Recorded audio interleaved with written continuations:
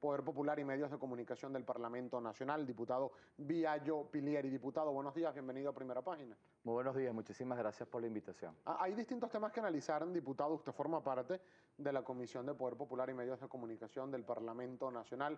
Hace pocos segundos estaba acá con nosotros el señor Gastón Guisandes hablándonos acerca de este proyecto de ley de comunicación social que ustedes recibieron en la comisión. Cuéntanos primero, diputado, antes de entrar en las consideraciones de la misma, ¿cómo es el mecanismo cuando reciben un proyecto de ley? ¿En qué estatus está en este momento ese proyecto que fue recibido por ustedes? Bueno, fue de manera extraordinaria recibido, ¿no? Yo, por cierto, en mi intervención luego de la exposición de motivos del licenciado Gastón Guisandes, manifesté a la presidencia y a los demás diputados del oficialismo que esperaba que el trato que se le dio a Gastón Guisandes y el trato que se le dio a ese proyecto de ley de comunicación fuera el mismo trato que se le diera a otros temas y a otros proyectos de ley y de reforma de ley, porque son como bien engorrosos la presentación y aquí fluyeron de una manera muy expedita, pero es evidente porque fluye. Porque si bien es cierto, lo presenta Gastón Guisandes,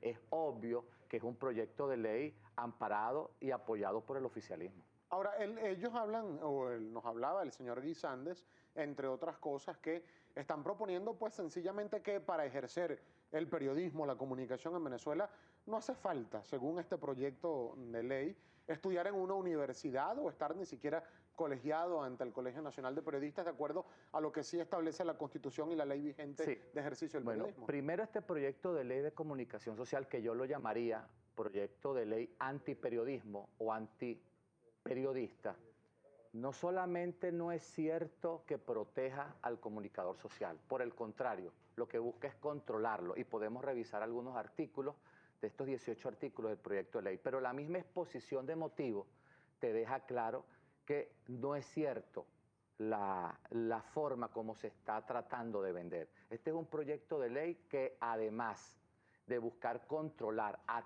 todos los comunicadores sociales, porque si tú ves la exposición de motivos, comunicadores sociales pasan a ser todos, el que manda un mensaje de texto, el que manda un Twitter, el que está haciendo un perifoneo en la calle, el que está frente a un ordenador, ya es un comunicador social.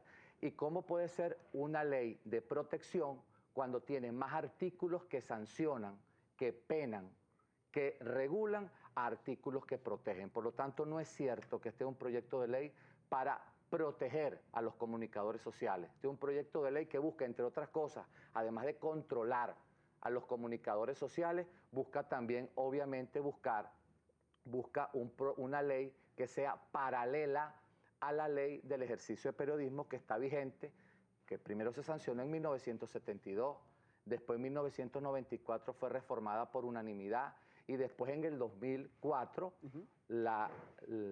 el máximo órgano tribunalicio del país la ratifica luego que se intentó contra ella un recurso. Eso significa que está bastante probada. Ahora bien, podemos revisar artículos y te darás cuenta de las contradicciones. Por ejemplo, en la exposición de motivos se dice que prácticamente todas las culpas de lo que está sucediendo con la comunicación social son culpas, por ejemplo, de tener la colegiación, de la ley del ejercicio del periodismo y, en definitiva, del Colegio Nacional de Periodistas.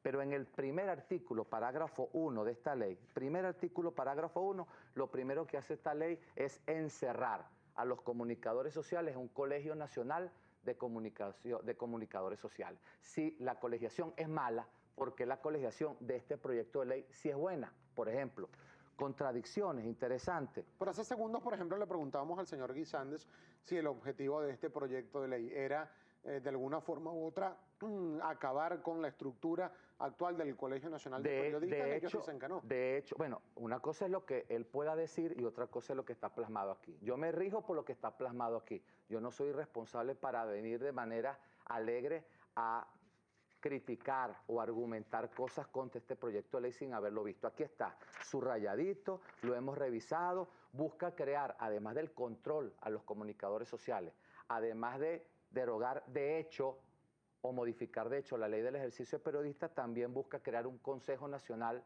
un CNE paralelo, que sería el Consejo Nacional de Comunicadores Sociales. Ahora bien, por ejemplo, el artículo 4 dice que el proyecto de ley busca defender al pueblo. El Colegio Nacional del Comunicador Social se crea para proteger al pueblo, pero el artículo 3, el inmediatamente anterior, dice claramente que ante cualquier tipo de información que después termine siendo una calumnia, una infamia o que exponga al escarnio público a alguien, con simple hecho de una aclaratoria, todo queda, aquí lo dice, esto dejará zanjada la reclamación. ¿Te proteges al pueblo o no proteges al pueblo? Por ejemplo, o hay unos artículos interesantes, el artículo 6, te invito a que lo leas. ¿Tú sabes dónde va a quedar la sede de los capítulos, que son las seccionales sí. hoy? Los regionales, pues. Ajá, los regionales. Los capítulos del Colegio Nacional de Periodistas van a quedar, aquí lo dice, el Colegio Nacional del Comunicador Social, que tendrá su asiento en el domicilio de la persona que resulte electa para presidirlo, por el lapso de tiempo que dure su mandato.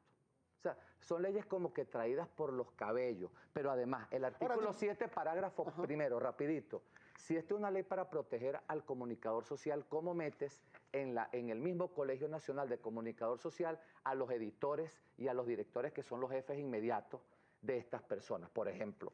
O el artículo 13, que con este gobierno no sé cómo se podrá cumplir, porque todos los periodistas, especialmente los que cubren la fuente de gobierno, saben que no es cierto. El artículo 13 dice: los despachos y oficinas del sector público, en virtud de las competencias que les corresponden y de las materias de especial interés público y social que manejan, darán a los comunicadores sociales, vean sea colegiado o no, por estar todos legalmente reconocidos, iguales oportunidades para acceder a la información. Eso cuando pasa en este gobierno. Pero en la parte el acceso final a la información está en teoría garantizado en la Constitución. Bueno, sí está, en la Constitución está garantizada en artículos 57 y 58, pero no se cumple. Yo te invito a que le preguntes a los periodistas que deben cubrir alguna de las fuentes y eso no pasa.